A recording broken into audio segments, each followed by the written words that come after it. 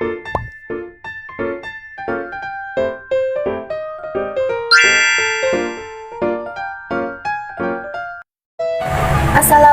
warahmatullahi wabarakatuh. Perkenalkan, nama saya Hesti Agustisa Putri dari Prodi Pendidikan Agama Islam, jurusan Tarbiyah dan Keguruan, Sekolah Tinggi Agama Islam Negeri Bengkalis atau STAN Bengkalis. Di sini saya ingin memenuhi tugas dan dosen pengampu Muhammad Al-Fahmudis MAPD dari mata kuliah Media Pembelajaran Pendidikan Agama Islam.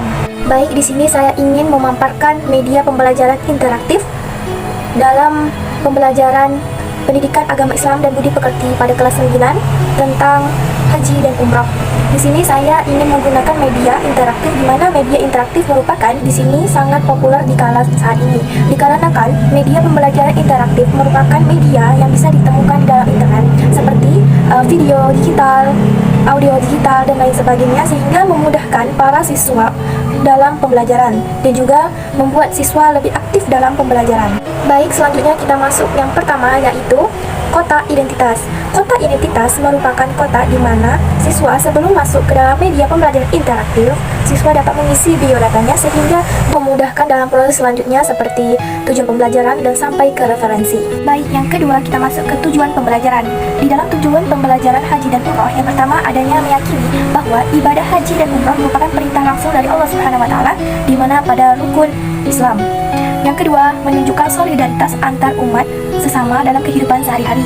Yang ketiga, memahami ketentuan haji dan umrah. Dan yang keempat, tujuan dan pembelajaran haji dan umrah adalah memperhatikan manasik haji dalam pembelajaran.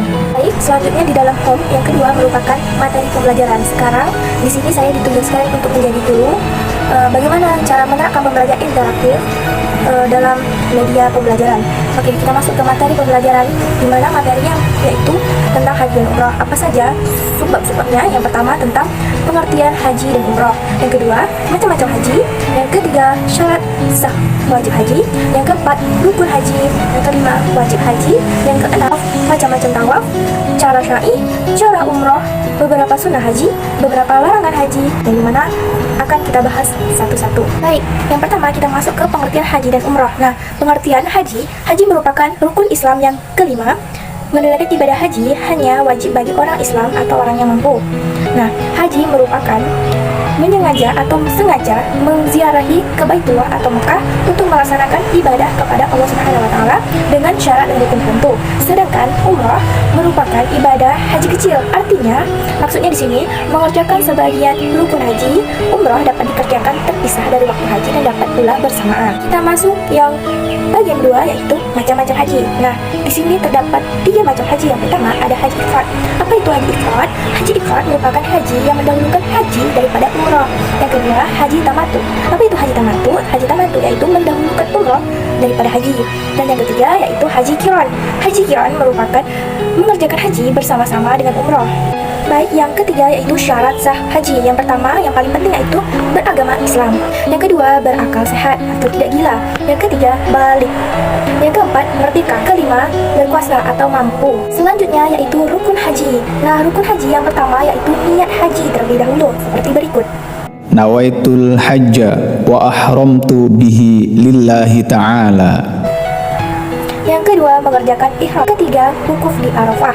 Nah, wukuf di Arafah ini yaitu berhenti dan berdiri tegak beberapa jam di padang Arafah pada tanggal 9 Zulhijjah. Waktu mulai tergelincirnya matahari sekitar jam 3 sore sampai terbenamnya matahari. Dan yang keempat, tawaf. Tawaf yaitu mengelilingi Ka'bah sebanyak 7 kali. Yang kelima, sya'i. Nah, sya'i merupakan lari-lari kecil dari Bukit Syafa ke Bukit Marwah sebanyak 7 kali. Yang keenam, mencukur atau menggunting rambut kepala sekurang-kurangnya 3 helai rambut. Dan yang ketujuh, tertib yaitu mengerjakan rukun-rukun haji secara berurutan. Baik, di sini selanjutnya yaitu wajib haji. Yang pertama yaitu ihram dari miqat. Yang kedua, bermalam di Musdalifah. Yang ketiga, melontar Jumratul Aqabah. Yang keempat, bermalam di Mina. Yang kelima, melempar 3 jumrah atau melontar 3 jumrah. Yang keenam, tawaf wada. Dan yang ketujuh, menjauhi segala hal yang diharamkan. Selanjutnya kita masuk ke macam-macam tawaf. Nah, yang pertama ada tawaf kudum. Apa itu tawaf kudum? Tawaf kudum merupakan tawaf ketika baru tiba atau datang. Yang kedua ada tawaf ifadah, yaitu tawaf rukun haji. Yang ketiga ada tawaf tahallul, yaitu tawaf penghalalan barang haram karena ihram. Yang keempat ada tawaf nazar, yaitu tawaf yang dinazarkan. Yang kelima ada tawaf sunnah, yaitu tawaf tambahan yang diutamakan saja. Dan yang keenam ada tawaf wada, yaitu tawaf ketika akan meninggalkan Mekah. Selanjutnya kita masuk ke cara sa'i seperti yang ada di video. Yang pertama yaitu niat sa'i. Yang kedua, hendaklah dimulai dari Bukit Safa ke Bukit Marwah atau diakhiri di Bukit Marwah. Yang ketiga yaitu sa'i itu dikerjakan sebanyak 7 kali. Dan yang keempat, waktu mengerjakan sa'i hendaklah sudah tawaf, baik tawaf rukun ataupun tawaf kudun. Baik, kita masuk ke cara umrah. Yang pertama jelas yaitu niatnya, yang kedua ihram, yang ketiga tawaf, yang keempat syai, dan yang kelima bersyukur atau menggunting sekurang-kurangnya 3 helai rambut. Kita masuk ke beberapa sunnah di dalam haji. Yang pertama ada haji ifrad, yang kedua membaca talbiyah, yang ketiga berdoa sesudah membaca talbiyah, yang keempat membaca doa dan zikir sewaktu tawaf, yang kelima sholat 2 rakaat setelah tawaf, yang keenam masuk Ka'bah, yang ketujuh tawaf kudum, yang kedelapan tawaf wada. Baik, kita masuk ke beberapa larangan di dalam haji. Nah, yang pertama, bagi laki-laki dilarang memakai pakaian berjahit sewaktu ihram. Yang kedua, bagi laki-laki sewaktu ihram dilarang memakai tutup kepala.